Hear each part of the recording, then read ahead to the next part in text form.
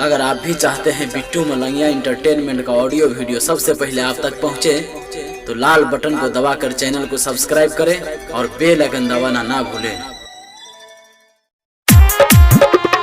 पप्पू सिंह जिंदाबाद जिंदाबाद जिंदाबाद, तेजस्वी यादव जिंदाबाद जिंदाबाद जिंदाबाद, बूढ़ा बुढ़ाम के जनता जिंदाबाद जिंदाबाद जिंदाबाद। अखन अपने सब सुन रहा छी बिट्टू मलंगिया एंटरटेनमेंट कंचन राज मुजफ्फरपुर, कंचन राज मुजफ्फरपुर, कंचन राज मुजफ्फरपुर। ये चाची रोज मन पर बे ललटेन में पे वोट डालबे। ये चाची रोज मन पर बे ललटेन में पे वोट डालबे। पप्पू भैया के जीते है बहिए, उनका विजय बने है बहिए। ये चाची रोज मन पर बे ललटेन में पे वोट डालबे। ये चाचा रोज मन पर बे ललटेन में पे वोट डालबे। पप्पू सिंह जिंदाबाद जिंदाबाद जिंदाबाद, तेजस्वी यादव जिंदाबाद जिंदाबाद जिंदाबाद, गोरा गोरा के जनता जिंदाबाद जिंदाबाद जिंदाबाद। जी हम छिला चार हमरा चाहे सरकार, झटपट करू भटक तैयारी। यो चाचा आही पर छयास हम बड़े छी निराश, नहीं तो भजत बड़का खराबी।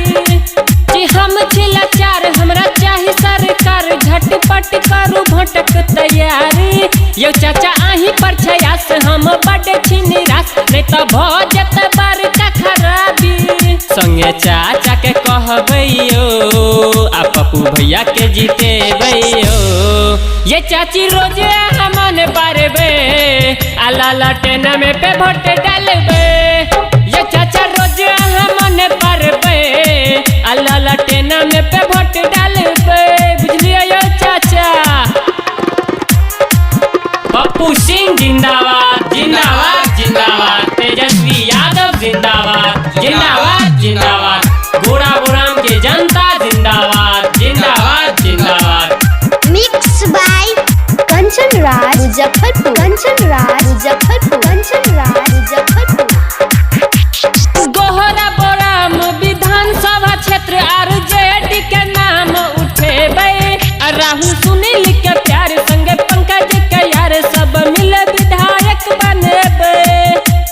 गोहरा बोराम विधानसभा क्षेत्र आरजेडी के नाम उठेबे। राहुल सुनील के प्यार संगे पंकज के यार सब मिल विधायक बनेबे। संगे भौजी के कहबैयो आ पप्पू भैया के जीते हेबैयो। यो भैया रोज मन पारबे ललटेन में पे वोट डालबे। यो चाचा रोज मन पारबे ललटेन में पे वोट डालबे। बुझलिए यो चाचा। ये चाची रोज मन पारबे ललटेन में पे वोट डालबे। पप्पू भैया के जीते है बहिए, उनका विजय बने है बहिए।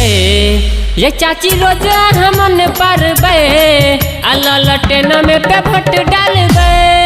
ये चाचा रोज मन पारबे ललटेन में पे वोट डालबे। याद यो न यो बाबा।